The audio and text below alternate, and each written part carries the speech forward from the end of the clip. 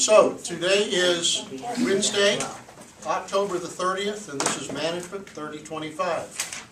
Standing room only. Yeah. And so we are briefly discussing the exam. And on the exam, you had to make a C or better to remain in the course. 37% of the class did not make a C or better. You were guessing a quarter, over a third. Clearly, in a few cases, people made small errors in their scheduling or their studying. And so we offered a retake on that exam last night. I don't remember exact numbers, but approximately 25 people signed up to take it. 21 showed up to take it, and of those 21, I think 9 of them did not pass it with a C or better. So, if we started with 115 in this course, though, we are somewhere down around 65 at this point.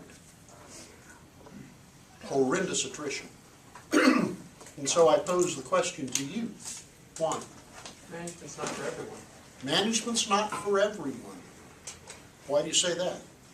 Some people aren't cut out to tell other people what it is that they need to do. Some people don't have that leadership quality to them. Some people don't enjoy telling other people what to do. Okay, I got that for sure. Go ahead. Regardless of that, that doesn't affect your study skills and your test taking Okay. skills. Keep going. Even if I didn't want to be a manager, I can still learn the materials in the textbook, and I should still be able to regurgitate that stuff on a test, especially in the format that you gave it to us in. Having had those questions, like you said, 8 weeks in advance of a test, there's no excuse for not being able to memorize multiple choice questions plus a few of the Caproni ones. I mean, there's really, whether you want to be a manager or don't want to be a manager, you still should have been able to learn the material. So what does that relate to what you're talking about? Just basic study skills. Work ethic, Organizational Organization skills, skills. self-discipline, and focus. time management. If you don't have those, you can't manage yourself. And if you can't manage yourself, I think you have no damn business out there managing other folks and being responsible, literally, for their livelihoods. Well, I would comment back to one thing you said, that your comment that there's no excuse for not being prepared for that test. But I think that is the key. I think there's hundreds of excuses for not being prepared for that test. Well, Whether you're ready or not, the material is presented, the time is given. It's no different than a job requirement. You're giving goals, you're giving deadlines. You're either going to get it done or you're not going to get it done. There is no, how about if we've rephrased it, there is no acceptable excuse. There you go. there you go. Excuses are like I assholes, personally everyone's got one and they all stink. Messed up with what I was doing. I did not study the second set of questions, and that's how come I failed. But once I figured that out, I went home and studied. Have you seen the results yet? Did you I get the have email? not. You do well. Thank you, good, I'm glad. I was freaking out because I thought I had studied everything and memorized everything and done everything I could, and in turn I didn't, so that's So, just my mistake. problem, and mistake I did. I was telling Roger just before we came over, in another class that I do, I had a student say to me, I mean, you expect me to do this in this time frame, and I have kids to take care of, etc. You know what, that's important, absolutely, but it's a matter of prioritization.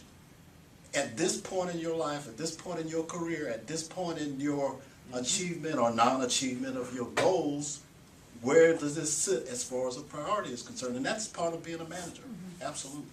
And go ahead, Susan. Well, I will say on the challenge for us side of it, and as somebody who's almost done with the HSA program, I've found throughout that while the online format is conducive to working it into the kids and the care of elderly parents and other jobs and all that, it's a challenge not to be in the more ordinary classroom format where the teacher is constantly pointing you at what you need to know, constantly, saying this is what you're going to need to know, this is what you're going to need to know. It's great that we had this huge bank of questions, but at the same time, we have no idea which ones we really need to understand. So we need to understand them all, and that's incredibly broad. Yes. In the, even in the 8-week time frame. So I sympathize with those that didn't do well. It's a challenge to not only motivate, but to also be able to focus and understand that broader range of material. I agree, and I would argue that that is the central challenge of any managerial type job. Exactly. There is a wealth of things to be considered, and Yes. you get deficient in just a few of them and you're in trouble. Right, and, not a but, and coming in cold with no knowledge of what you're about to look at is, adds to the challenge of Agreed. assimilating it and I organizing it and being able to have understanding.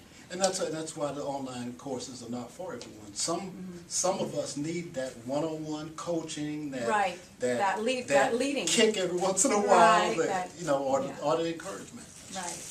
But then there's also the benefit to those who can't get away, that this is the opportunity for them to actually get the degree they've wanted, but can't pull themselves away from the job. And this is actually a really good class in the way that it's done, in my viewpoint, because I myself have just taken a job that's in a brand new department at UF. It's just been created in a position for the Executive Vice President for Research and Education at UF Health. He's brand new.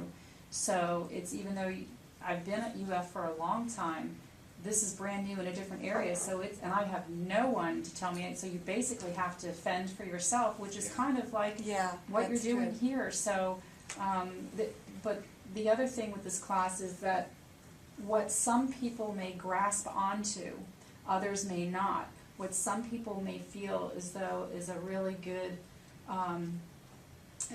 information and useful for them. There's certain points, just like in a sermon in church, some things you really can grab onto and other things you can't.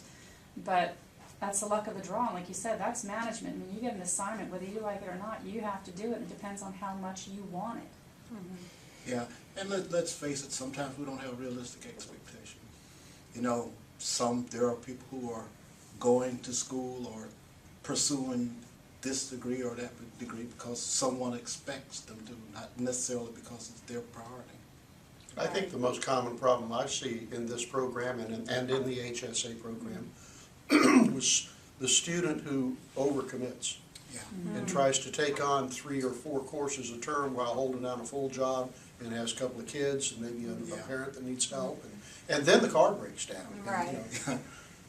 Right. So, I try to say that at the beginning of the term, but it has no credence until you've gone through it, I guess. I will say you are the first class that I am aware of that organized yourselves with the Google Docs and studying the questions, et cetera, like that. It's incredibly valuable. yeah. That's also incredibly display of initiative, And think about what Professor Strickland said in that initial letter that you all got. 44% made A or B the very first time out. 44% So A's, that is a 37% majority. below C. Yeah, Wow. It's kind of- pretty much you make it or you don't. yeah. Sure. Speaking of the Google Docs, it's still up there, and it still has a folder for all of our writing assignments and demonstrated competencies.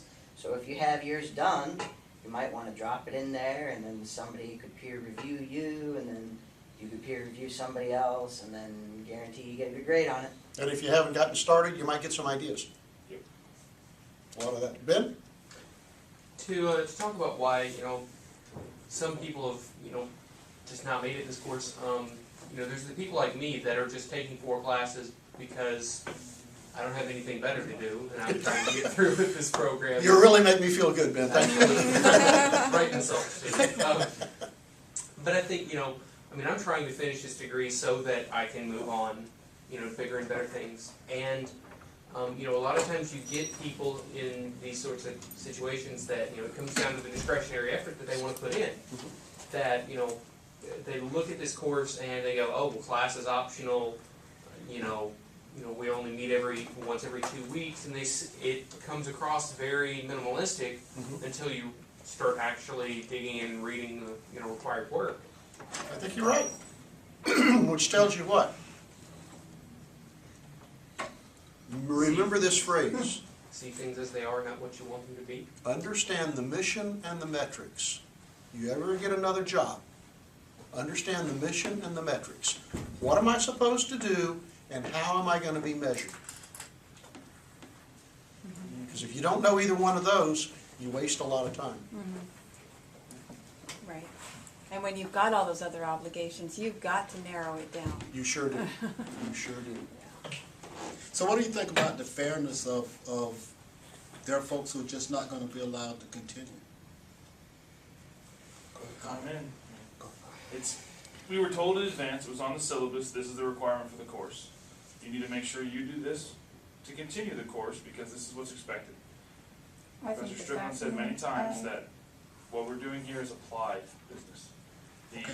The theoretical stuff is what we're gonna be doing on the test. Go ahead, right there. This wasn't anything that was surprising on the exam for me. I mean, I haven't missed a class and everything was familiar.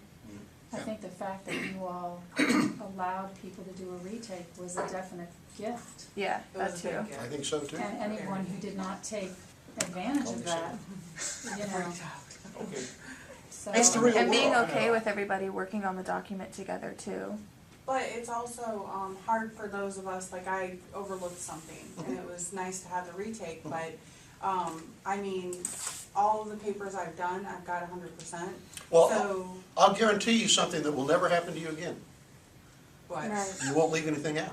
Correct. You are correct. And so the retake for someone in your position is, I think, absolutely called for, because that test was in no way a reflection of what you can do. Right. So I don't feel bad at all about the retake. And remember what Professor Strickland was saying earlier about, well, most of you weren't here then, but how you can, with this new Canvas system, you can look at 2 or 3 different documents and kind of compare and see if this is in fact the norm. Is this typical of that person's work? Which again relates directly to the real world when we're talking about. You have a competency on networking that, Yes, it's coming up Monday. due Monday. Yes. I'm not sure how Jimmy does it, but what I do is I open up a tab for every one of your competencies and a couple of, whatever writing assignments. And then I open up the tab for your competency that I'm grading. And as I'm working through your networking, I'll be thinking about, well, let me see about this about that person. Let me see what she said about that. I wonder if where are they from? And I'll go back. And I've got you right there in front of me from everything you've written in this course while I'm doing that grading. I think that's pretty cool. Also, as was pointed out, it makes it really hard to borrow somebody's work. Yeah. Okay, what else is going on?